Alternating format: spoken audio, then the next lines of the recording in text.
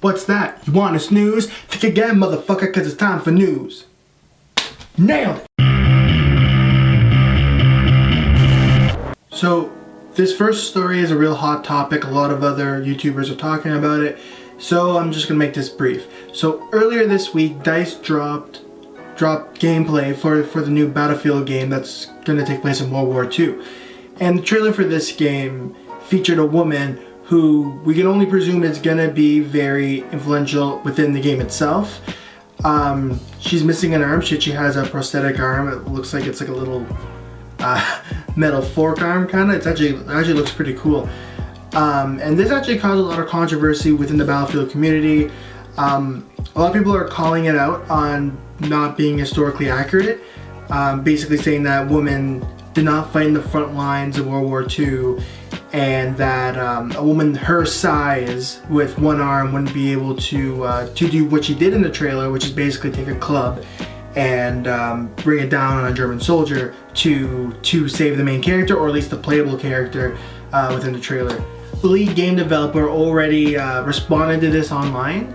I'll leave the quote somewhere on screen, but just to sum up, basically he was defending including women in the campaign and in the game, basically saying that they want everyone to feel included in this title, and that even though it is a video game taking place in a certain historical period, they still want everyone to feel included. They want people to play as whoever they want to play as, and they basically want to accommodate as many players as possible. He then went on to say that there are other shooters within the World War II genre that focus more on realism, and that if they're looking for a more realistic experience to go to those games. He actually listed a couple, but then said that the new Battlefield game is really focusing on the fun factor, not necessarily the realism factor. And to that I say I'm glad he's sticking to his guns. Like, don't get me wrong, like, I know a lot of people are saying that, oh, this is leftist media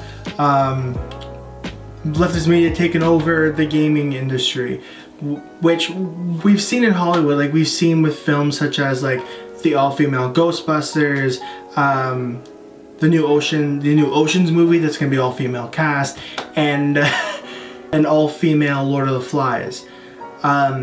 I don't really think it's necessary to just plop women into positions like that, where, like, specifically in this example with the movies that were already led by male leads. That being said, in this case, it's a video game, and as long as you're not pushing like a super feminist agenda, like the woman took over the military and show those men what for, or anything like that, like, honestly, who cares? People are just whining for the sake of being upset.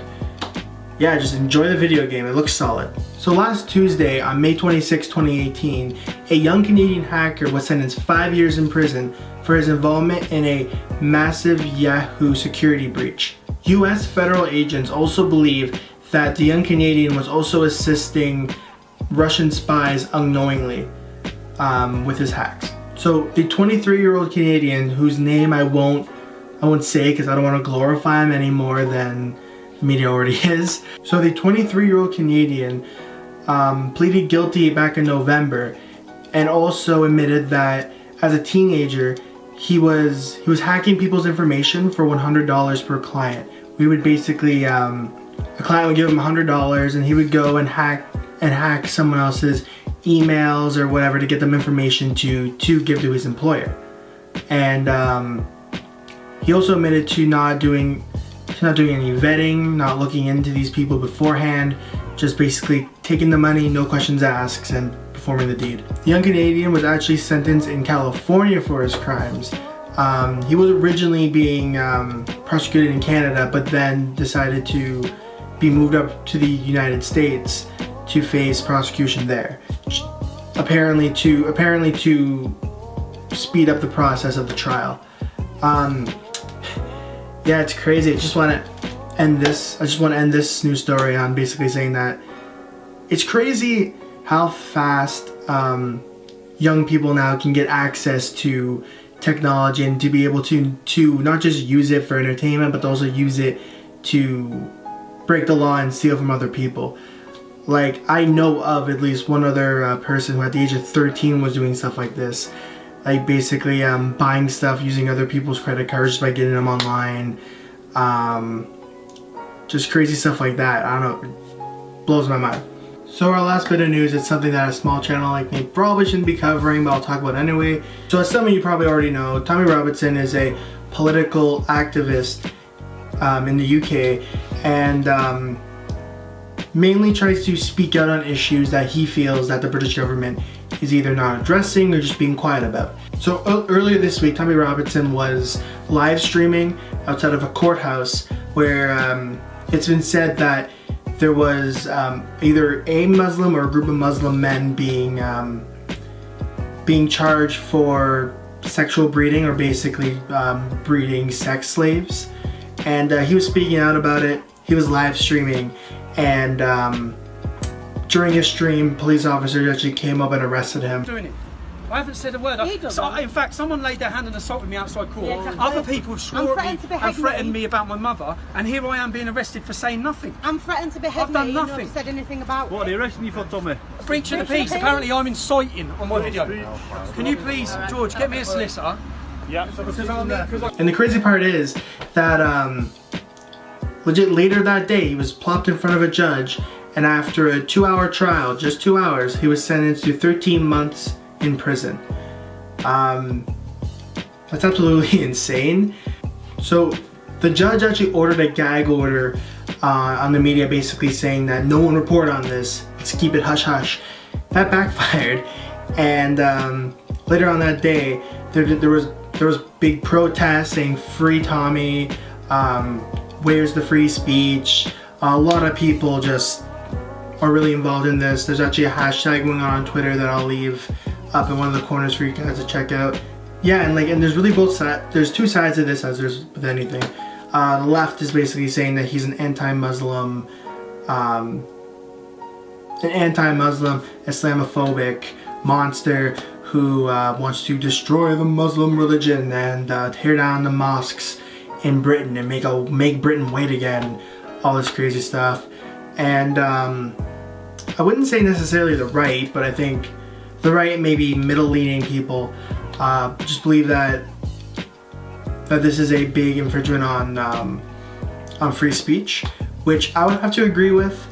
I mean, regardless of your political point of view, you should have the right to protest. You should have the right to speak out or raise awareness to whatever issues that you feel like aren't being represented properly in the public eye. And to just be arrested just for trying to let people know what's going on is kind of crazy. Like, no one was arrested during the, I forget his name, the comedian who, the comedian who was arrested for getting his puck to say Sig Hail, which was actually a hilarious video, if I do say so myself. There was a bunch of press in front of his trials. There was a bunch of people with their phones and everything, and nothing happened. No one cared. Just basically, like, if it was a white supremacist on trial for hate crimes, and there was a bunch of left people around, or even just one guy recording and poking fun, I don't think anything would happen. That's just my belief. And honestly, like, if I lived in Britain and I had my own, let's say I was leaning more to the right of my political view, I'd be pretty scared right now, because this is a strong form of censorship. And Tom Robinson actually does his 13 months in prison and actually goes through with the sentence, then this is bad news for free speech, not just in Britain, but I would argue in Europe in general. So yeah, as I said, I'm a smaller channel, but I'm still trying to promote the hashtag free Tommy, and yeah, just like spread the word, no matter like which way you really think about it. With a topic like this, it's good to have an opinion, even if you don't necessarily dabble in social politics or politics in general. Anyway, so that's basically it. Leave it on that note. All the links to everything I've used today will be found down below. And yeah, I can't think of a clever way to sign off. Bye.